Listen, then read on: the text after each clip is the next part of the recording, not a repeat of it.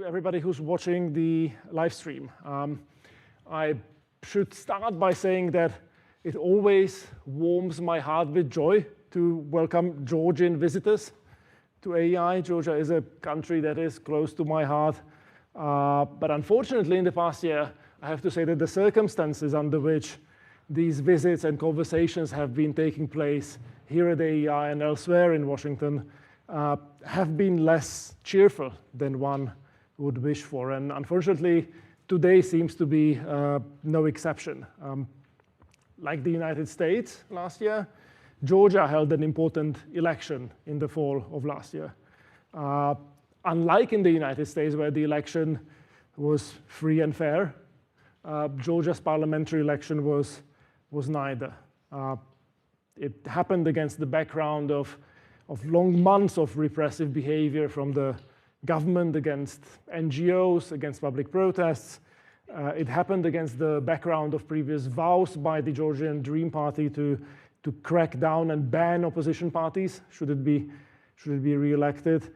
And the election day itself saw numerous instances of vote buying, ballot box stuffing, intimidation, and other departures from normal democratic practice. And so observers from the International Republican Institute, the IRI, assessed that Georgia's parliamentary election was fundamentally flawed, and the IRI president said that only a new election can restore the Georgian people's confidence in their government and its legitimacy. Likewise, the European Parliament passed a resolution stating that it did not recognize the results of the election as legitimate.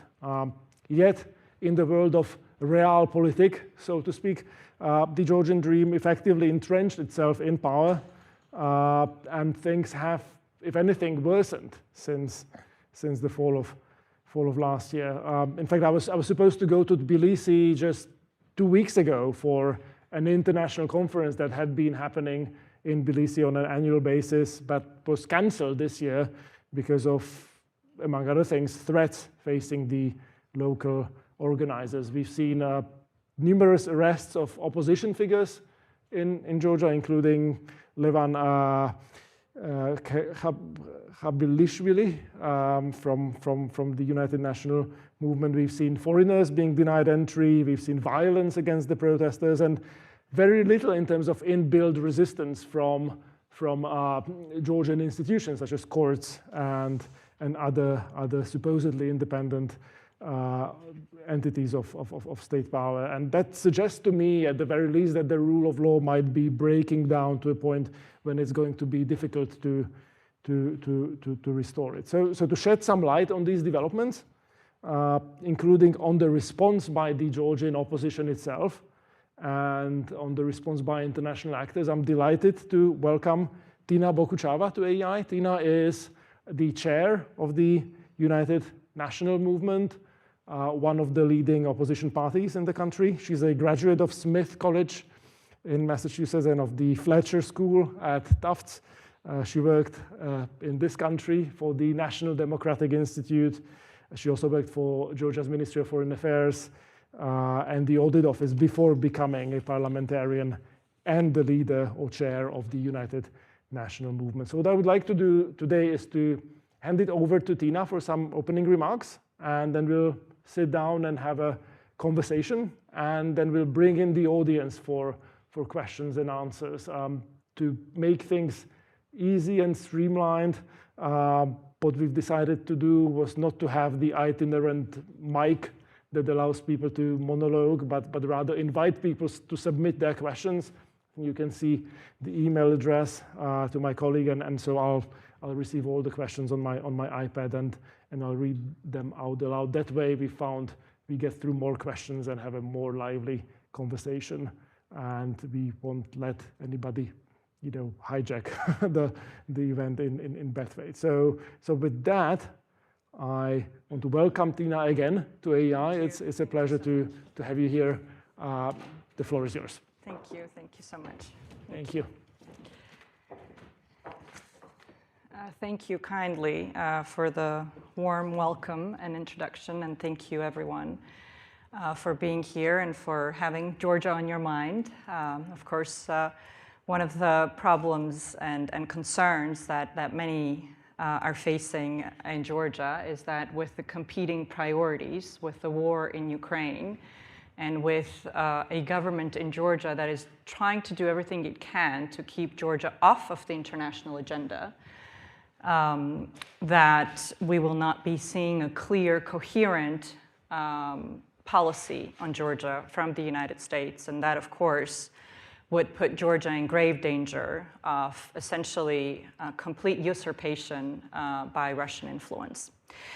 As you all know, I'm sure the situation is getting more and more difficult after the parliamentary elections that were stolen last year. Georgia currently has an illegitimate government that has stolen the vote, that has captured state institutions, and that rules the nation by force rather than the rule of law, mimicking Putin's tactics in terms of the authoritarian legislation it introduces in restricting freedom of speech and free media and civil society activities, as well as in imprisoning its political opponents. We currently have 60 political prisoners in Georgia, including a former president, the founder and leader of the party that I have the honor to represent before you today, President Saakashvili, including an independent female journalist that was on a hunger strike for up to 40 days, and many, many others, amounting to almost 60, and making me the only party chair currently that is not under arrest. And we don't know for how long. While trumped-up charges against political prisoners, of course, vary, the common denominator is their fight for Georgia's Euro-Atlantic future and their pro-Americanism. The Georgian society, one thing that I always want to make sure I mention, is fiercely pro-American. Georgians want to be part of NATO. Georgians want to be part of the civilized free world. They want a strategic partnership with the United States, but unfortunately we have a government that has turned the other way, and this turn is very precipitous, and it's very clear. This regime and its puppet master, a Russian-made billionaire by the name of Bedzina Ivanishvili, is anti-American at its core, with its pro-China policy, rapprochement with Iran, and complete subjugation to Putin. Of course, I can name many examples, but there are a few that I wanted to name for the audience today. For example, on July 30th of 2024, Georgia's de facto prime minister attended Iranian president's inauguration, stood shoulder to shoulder with Ismail Haniyeh, the Hamas leader who was assassinated hours after that, and seemed completely unfazed by the chanting that we all heard in the hall, "Death to America, death to Israel."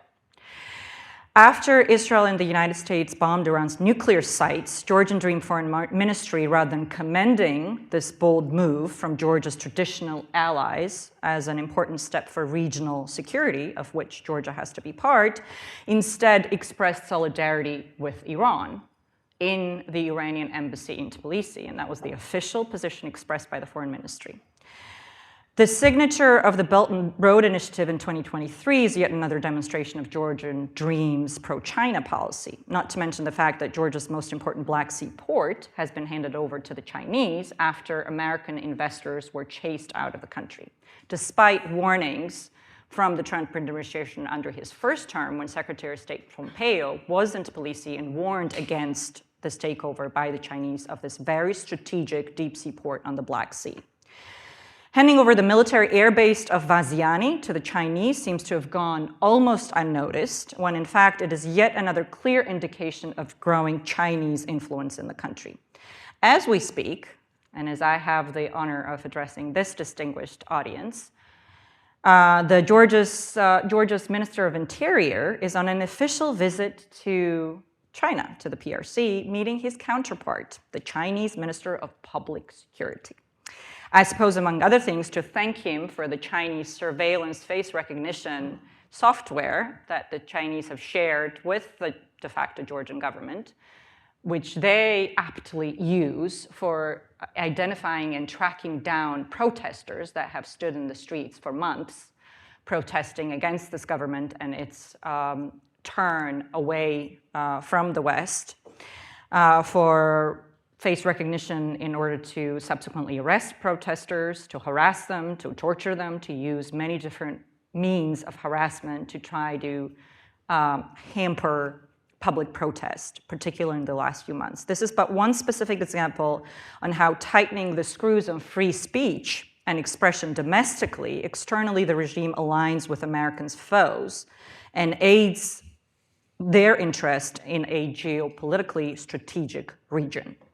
We must also understand that China is not investing any of its own money in Georgia. That is a misperception that I think some might have held. But rather, it is capitalizing on American money coming into Georgia through international financial institutions such as the World Bank or the Asian Development Bank.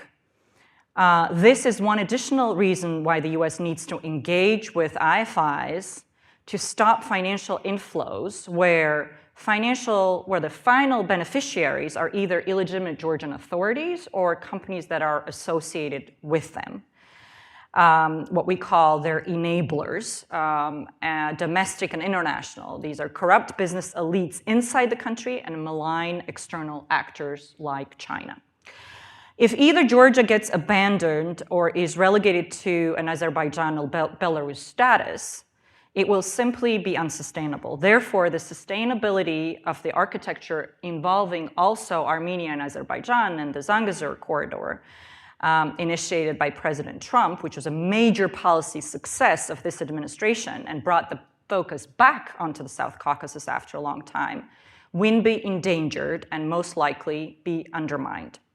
Therefore, the message that we want to deliver to the United States, to the policymakers, to members of Congress and the Senate, the State Department, and the NSC, is that there is no possibility of a reset with this current illegitimate government. And there were some overtures from the United States of such a reset. But what is very important to understand fundamentally is that Ivanishvili will only want a reset on his terms, which are authoritarian and which are not in the pragmatic interest of the United States and will not benefit the American people. And therefore, the only reset that can happen is not with the illegitimate government, but with Georgia in its bilateral relationship that will safeguard both the national interest of Georgia as well as that of the United States. This, of course, includes the passage of the MEGOBARI Act that we've been talking to a lot of friends with on the Hill. It is one part of this policy, and we can perhaps go into a little bit more detail on this, that would envision personal sanctions on Ivanishvili and his enablers. But of course, it also means a larger policy that would have to be devised by the National Security Council and the State Department to make sure that Georgia becomes neither a launch pad for Russia's illegal war against Ukraine, like Belarus has been used many times, nor a breeding ground for Iranian proxy terrorist networks, which could be called sort of the Libanization of Georgia that have some discussed, nor the opportunity for Chinese to suck up American money and suck up American resources through corrupt, illegal, non-transparent contracts that the Chinese companies, many of which are sanctioned by the United States, have been getting through various corrupt schemes of this illegitimate and corrupt Georgian Dream government. In a very brief overview, these are the few words that I wanted to open with.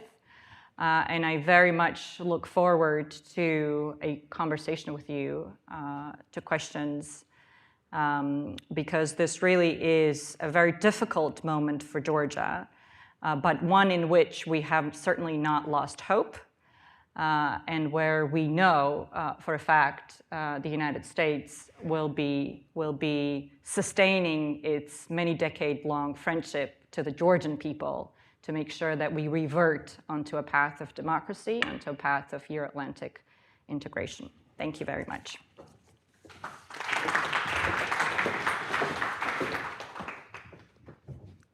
Thank you.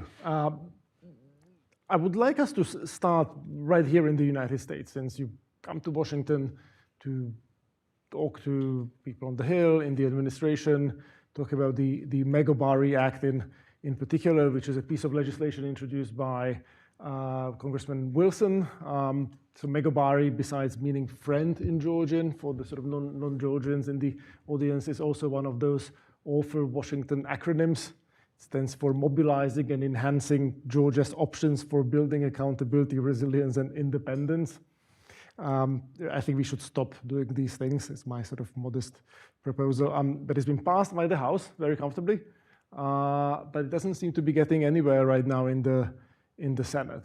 The bill would kind of instruct the administration to prepare lists of figures that are responsible for the current repression and erosion of rule of law in order for them to be sanctioned. So what is kind of your best case expectation of what happens with this bill and with its ramifications going, because it's not enough to just pass the bill, but obviously you need the administration to act on it. And frankly, I think that would require a lot of things going right for Georgia and the Georgian opposition. So what's your kind of best case scenario that you're thinking through?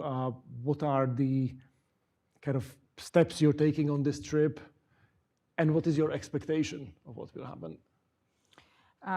Thank you. As I mentioned, the MEGOBARI Act will be an important policy statement coming from the United States if adopted. And I'm rather certain that if it were to pass the Senate, I'm rather certain that the administration would be willing to go forward with it. So a lot of our focus during this trip, of course, is with the Senate.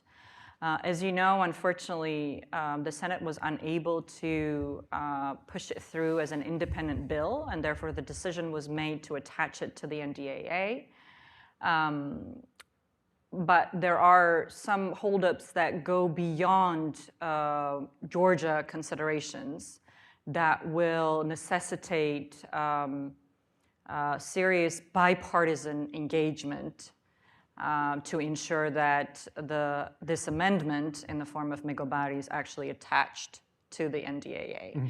And these are precisely the conversations that we're having. Now, so we understand what it is. I mentioned it very briefly, but just to reiterate, it would allow the administration to enact individual financial sanctions on Bedzina Ivanishvili, the oligarch, and his various enablers in the country, which we believe would put the kind of pressure that is necessary to make sure that there is some change, some space for democratic change in Georgia.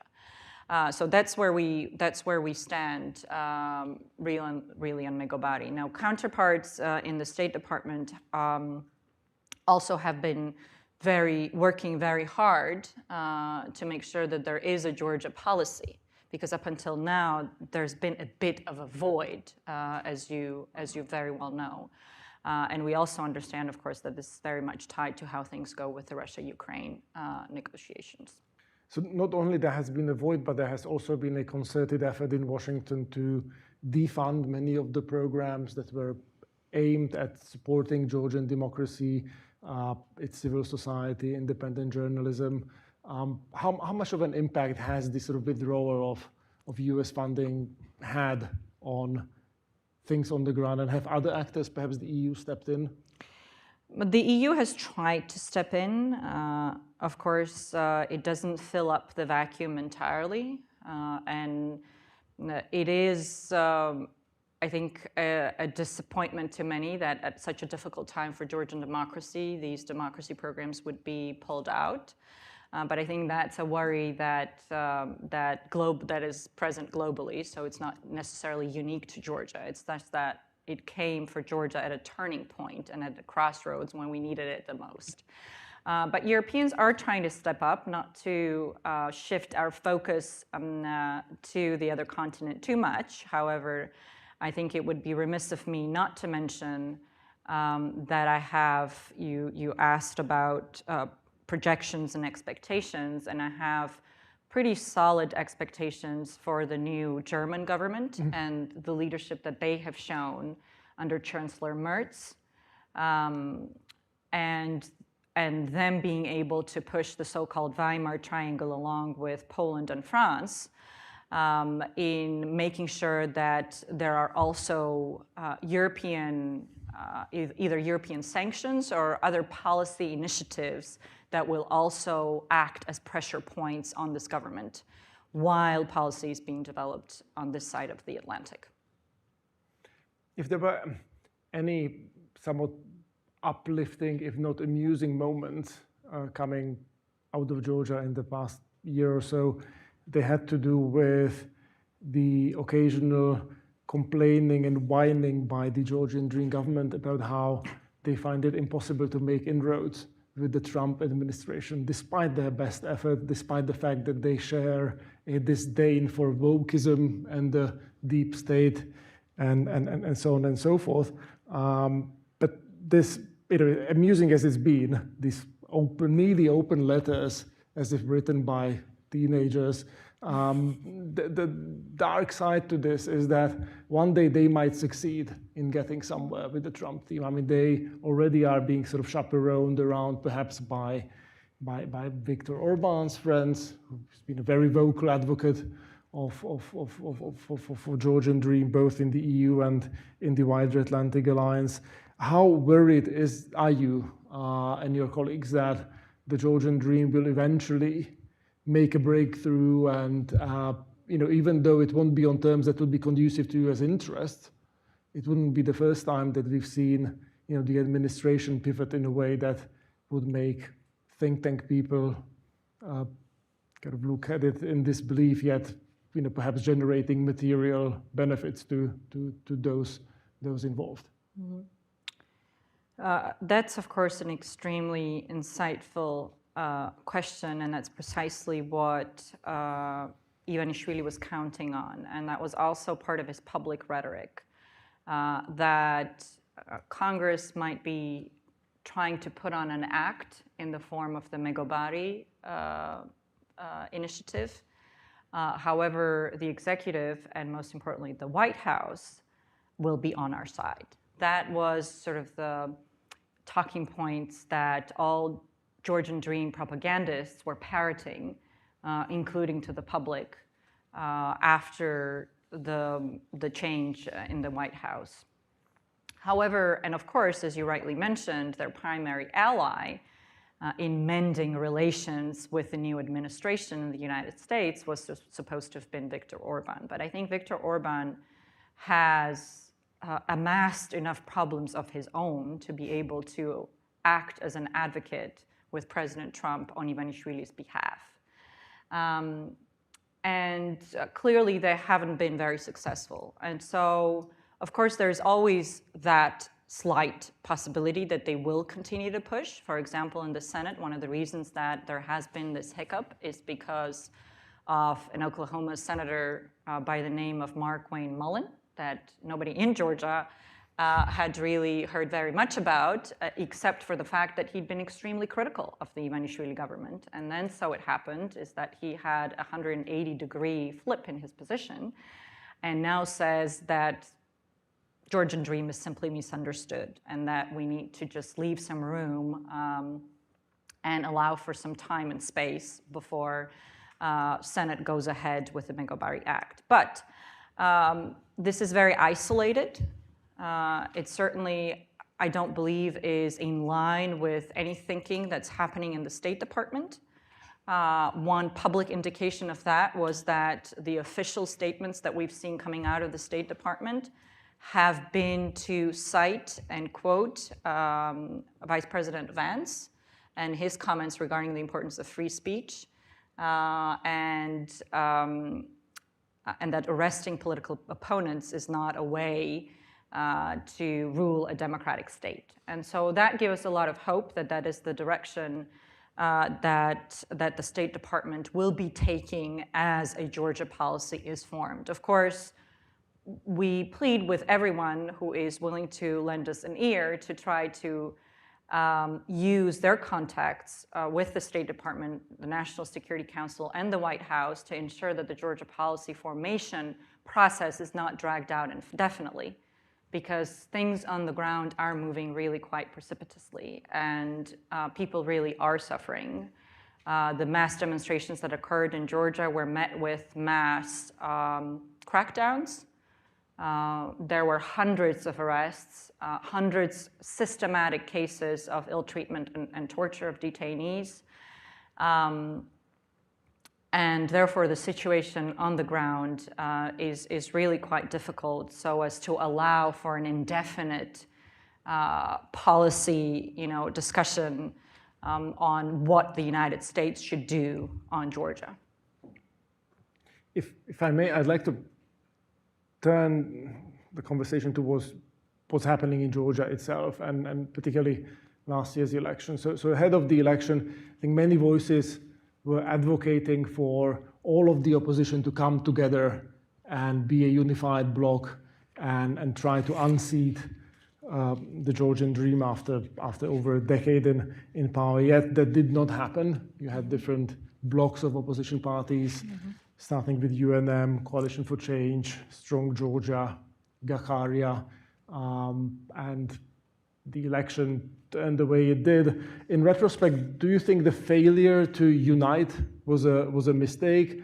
Was it driven by, what sort of considerations resulted in this sort of sense of division and fragmentation? Is it something that could be overcome going forward, or is it just too late for Georgia to try to bring about change through electoral politics? I mean, there's going to be a local election next month. So perhaps if you could sort of walk us through the sort of challenges that will present, that might be helpful. Well, I have to say that leading up to last year's parliamentary elections, the United National Movement, the party I have the honor of chairing, was most adamant about the imperative for unification. Unfortunately, our calls were not heeded by other opposition parties, and they chose to run on their separate tickets. Yes, I think that was a mistake. Yes, I think it was a grave mistake. I went on national Georgian television many times over saying that if we don't unite now, after these elections, if they're stolen by Ivanishvili, we will not be choosing coalition partners, we will be choosing cellmates. And that's exactly what has happened, because the crackdown has been so bad after the elections. And like I said, I remain the only party chair who has not been behind bars so far. So I think there, UNM really did all that was in our power, but the failure to unite, of course, contributed to Ivanishvili's ability to steal the vote. The division plays into Ivanishvili's hands. I mean, this is how authoritarians rule everywhere, is to divide and rule, to fragment society and to fragment political opposition and democratic forces and try to sow division and opposition amongst them. The local government elections, which we believe are just a sham and don't have anything to do with actual elections, which are supposed to be an ability for citizens to express their free will. Therefore, the UNM, along with 7 other political parties, are not going to participate. Currently, there is no democratic space for an actual election in Georgia.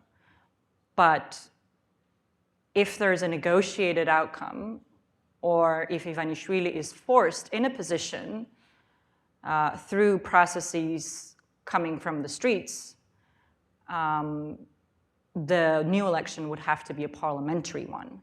That, of course, allows for fundamental changes to the system and to the way in which institutions function.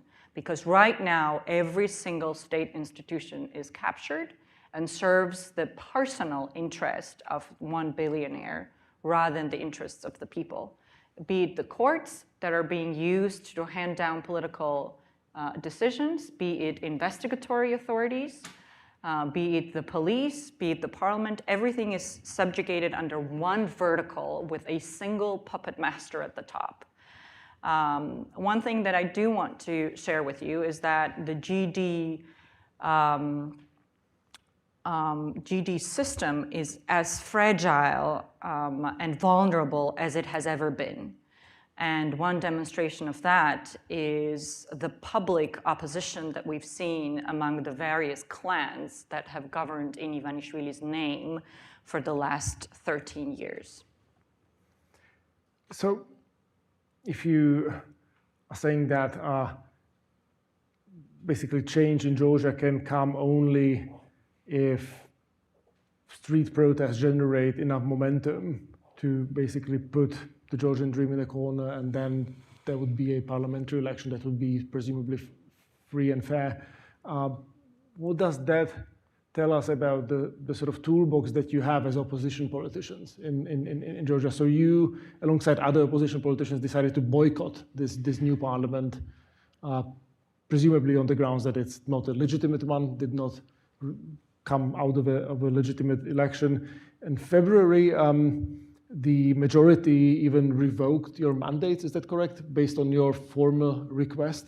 What was the reasoning behind that request?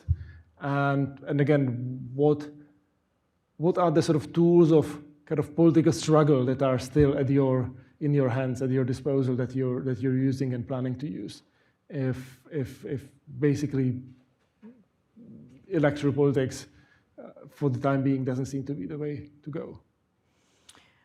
Tools of political struggle in Georgia right now very much are tied to the protests that we see. Because like I said, enough pressure has to be exerted on the regime to either bring it to such breaking point that they have no other option. And that also has to be coupled, of course, with pressure from the outside, which is why we invest the time and effort to speak to friends in European capitals, as well as here in Washington, D.C., and the United Kingdom, which is also actively discussing a sanctions package, either personally on Ivanishvili or his cronies. Because there has to be this dual pressure to lead to eventual regime change.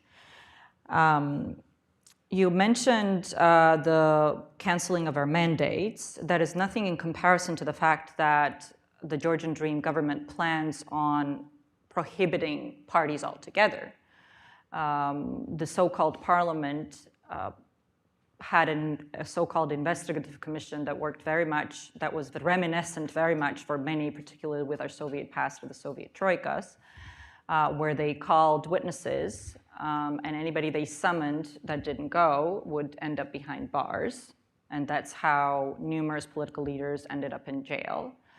And one of the primary goals of this investigative commission is to then use its report to appeal to the Constitutional Court to ban political parties altogether, including, of course, Ivanishvili's arch enemy, which is the United National Movement, which is the party that I represent. That tells you how limited democratic space is available to Georgia when the next step, most likely by the government, will be banning opposition parties altogether. Another big target for government repressions have been civil society organizations after the introduction of the so-called Russian law, and the reason that it was coined as such is that it mimics a very similar, quote-unquote, transparency law that Putin introduced years ago in Russia that actually aimed at eliminating civil society organizations altogether and seriously stifling free media. We still have 2 independent media channels. One was shut down, but these 2 independent media channels are also under tremendous pressure through investigations and various financial means that the government uses to try to basically strangle them into non-existence. But the space is shrinking, which is why we're trying to make the case for prompt actions coming from our European and American friends. Because many people look back at Belarus and they say, if there had been some policy decisions coming from the West when there was still some democratic space left, we might have had a breakthrough. Whereas now, it's sort of, those options are certainly not available, although we're seeing some other policy initiatives being offered from the current US administration. But certainly that is not a path that we want to take, and that is not a path that millions of Georgians have dreamt of and have fought for, including sacrificing their freedom on the streets.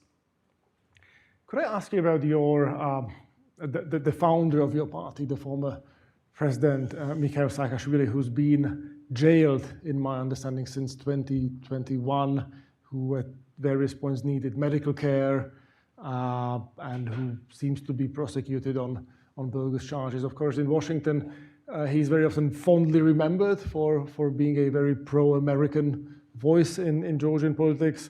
But he also had a political career in Ukraine that's been controversial. I think it's fair to say that he's seen as a divisive figure within Georgia itself. So I have a twofold question. One is, if you could sort of tell us a little bit about what the end game is for the government to keep him in jail, prosecute him, and keep this circus going. And secondly, what is the sort of political downside, if any, for you to basically keep him as a sort of significant feature of your own party, whether you are not worried as the party chair that he might be becoming a sort of albatross on your neck, so to speak? Well, as to the end game for the Georgian Dream when it relates to President Saakashvili, I think there are multiple arguments that one must make. One is that they most certainly want to destroy his legacy. They want to destroy the legacy of the Rose Revolution, of the 2003 Rose Revolution, and this is also very clear in the report of the so-called investigative commission that I mentioned, because instead of a peaceful revolution, which it was, it's referred to as a coup d'etat, aided by the Global War Party or the Illuminati or the collective West. So it's to destroy his legacy. It's also to punish him, and to punish him most importantly for two things, which are precisely the things that Putin wanted him punished for, that Putin has said publicly. Putin has publicly said that the Georgian people will prosecute their own president.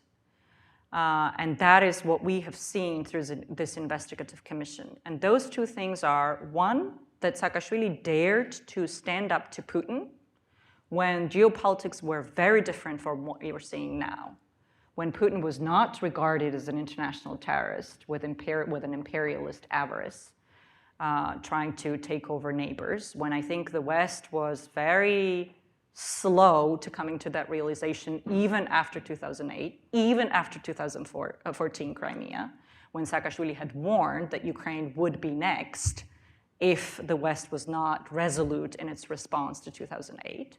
So one, the Georgian Dream, just like Putin had demanded, wanted to, and wants, and is punishing Saakashvili for standing up to Russia and for retaining Georgia's statehood.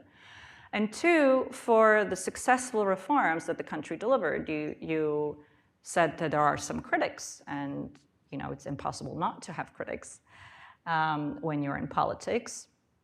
And there might have been some flaws to the UNM government, but I think one thing that we can all agree to is that in 2003, when UNM came to power, Georgia was a failed state. It was a geographic entity rather than a state. There was no functioning state institution, and when they left, that was certainly not the case. It was referred to as a laboratory of reforms. It was the #1 reformer according to the World Bank. Corruption rates went down, etc. So there were sweeping reforms that also presented a threat to Russia that on its periphery, what it refers to, in its backyard, quote unquote, there was an example of a state that had shed its Soviet debris and was emerging as a reliable, thriving partner for the West, and particularly for the United States. And it is all those things that Putin wanted Saakashvili punished for, and it is all those things that Ivanishvili is punishing Saakashvili for. So in that way, his fate is very much kind of inextricably linked to democratization and Europeanization of Georgia in general. I'm going to still insist on the sort of latter part of my question and ask you whether, in your opinion, President Saakashvili has not become more of a political liability for your party, though. And we can still sort of defend him as one of the political prisoners in Georgia and point out to the injustice of what is happening to him without continuing to sort of keep an explicit link between him and the UNM. Or am I wrong about that? I think that's an argument that many made over the years, and certainly the government invested a lot of effort into exhibiting him as sort of a scarecrow for many. But I think increasingly now, people are reconsidering, even those that tended to be critical, are reconsidering the legacy and realizing that in fact, those years that the Saakashvili government brought Georgia back on the global map and onto a Euro-Atlantic integration path,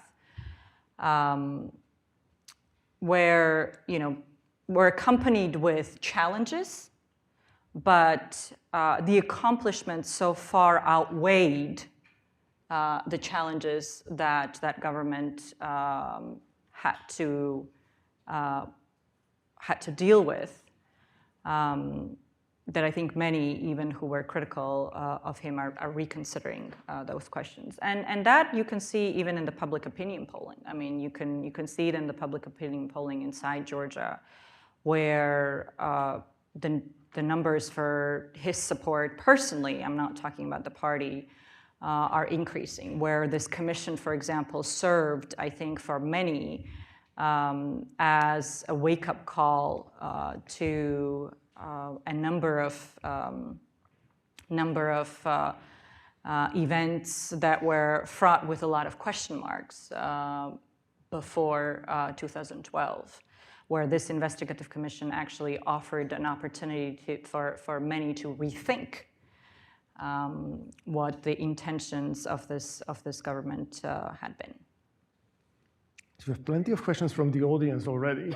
I'm going to ask you one of them, but I'm going to preface it by kind of invoking an idea that I always sort of held as something that I thought was self-evident, but might be becoming less self-evident now, namely the notion that the future of Georgian democracy is ultimately dependent on what happens in Russia and how much of a threat Russia continues to pose to its neighbors, which might in turn be a function of how the war in Ukraine turns out, whether it ends with a Russian defeat. But recent weeks have brought about a counterpoint to that, namely the rapprochement between Azerbaijan and Armenia that has happened completely outside of Moscow's purview. So there's a question here from Jackson Lopez, who is asking whether the American investment in the Zanzibar corridor could circumvent Georgia, or is meant to circumvent Georgia by enabling a pipeline route through Armenia. Why or why not?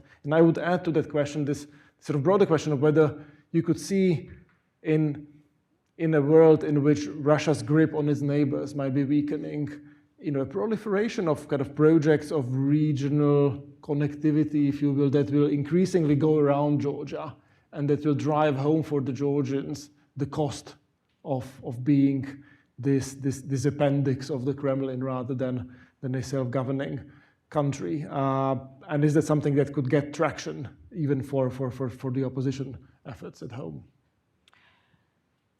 Yes, I mean, that's what I had alluded to in my introductory remarks as well, that no matter how a transactional lens one takes in looking at Georgia, with the current government, there is so much sense of instability that even connectivity projects, any kind of economic engagements that the West might want with Georgia become unfeasible. As I mentioned, even the TRIP initiative from President Trump with the Zangezur corridor, with the current government, the Georgia would be such a source of instability that it might even endanger that peace effort that certainly has been a big success for the Trump administration. Whereas with democratic change of government, I mean, the opportunities that Georgia could present with its geopolitical, geostrategic location with the Black Sea, and with the efforts that were being undertaken under the previous administration are vast. And I think our Western partners have a very good understanding of what that is.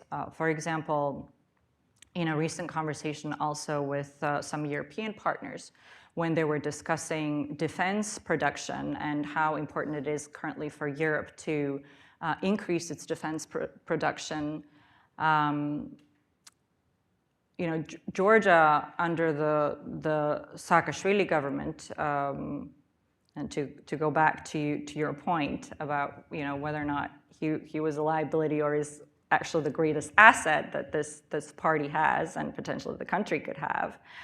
Under the previous government, we had a quite serious military production that now could be funded by the European Union, because as a candidate status country, which is a status that Georgia received 2 years ago, there is specific funding that's available for military production for non-EU member states, even for candidate countries. Unfortunately, all those opportunities are now foregone opportunities for Georgia, because we have a government that is openly anti-Western and simply nobody can trust. After overtures from Europeans, from Americans of resetting relations, I think everybody has come to a realization that they cannot reliably engage with this political force. To switch gears just a little bit, Nino Japaridze notes that even short prison terms in Georgia, just 2 months, leave political prisoners with lasting health damage. I wonder if you could tell us a little bit about prison conditions in Georgia today, as far as you're aware of them, and should they be a cause for international concern? Well, I did mention the fact that there were systemic human rights violations, and independent human rights watchdogs reported ill treatment and torture happening in pre-detention facilities, as well as in police departments, in police cars during the arrests, etc. There's also a lot of footage where you can see this violence being perpetrated by police officers. Not a single police officer or law enforcement official has been punished to date, despite the fact that we have so many facts of mistreatment. The female leader that was arrested just days ago was detained previously and reported having been stripped naked and forced to conduct demeaning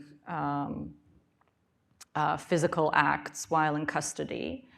And it was, of course, very courageous of her to come out and speak about it. So yes, of course, I mean, prison in Georgia, particularly when it's politically motivated charges, and therefore the system knows that the purpose of imprisonment is to leave lasting damage and kind of to to demoralize others also. The conditions are quite severe. I also have to mention the fact that recently my husband was abducted by unknown men near our family home and was forced to film a video after having been threatened with the security and safety of our 3 small children, with the kidnappers recapping where our kids go to school and kindergarten, etc. And so the means of oppression that the government uses are not necessarily only limited to imprisonment. The scare tactics sometimes can include abduction of family members or other type of psychological pressure, but the objective, of course, is ever the same, which is to eliminate political opposition, which is to silence all dissenting voices. And in that regard, of course, it is particularly impressive how courageous the Georgian people have been, and which is why we want to impress it upon you that the courageous Georgian people really do deserve the friendship and the support of the American people that we hope will come in the form of Megobari and other policy initiatives from Washington. That's a great point, and I'm sorry to hear about your family's kind of direct presence on the front lines of this fight. You've lived in the United States before, and you've come here at, it's fair to say, at a febrile political moment for America itself. And I wonder whether somebody who has witnessed Georgia's descent into a one-party state, you would share the concern that some in America have about the prospect of America's descent into a one-party state or a flawed democracy or a sort of aggrandized executive that would not allow for free and fair elections? Or do you think that Americans who are worried about that are being just hysterical? Well, I have to be very candid about this. I went, as you noted, to school, to Smith College, and subsequently to the Fletcher School at Tufts University. So most of the friends that I have from my years back in college and in graduate school are Democrats. And so I think the words that you're citing would resonate very well with them. But I always say, I love your country. I really admire the United States and its role on the global arena. But I always have to look at the United States and its presidency and its politics as a Georgian. And therefore, we shall see what the policy, once it's formed, is from the administration is on Georgia. Of course, many are skeptical in terms of what the administration's policy is going to be also on Ukraine. Many feel like President Trump has already given plenty of opportunities to Putin to come to the table if he wants to, in good faith, and that those overtures should end, and they should end soon. However, I certainly don't want to be quick to jump to conclusions, and certainly not to pessimistic ones, because then what do I have left?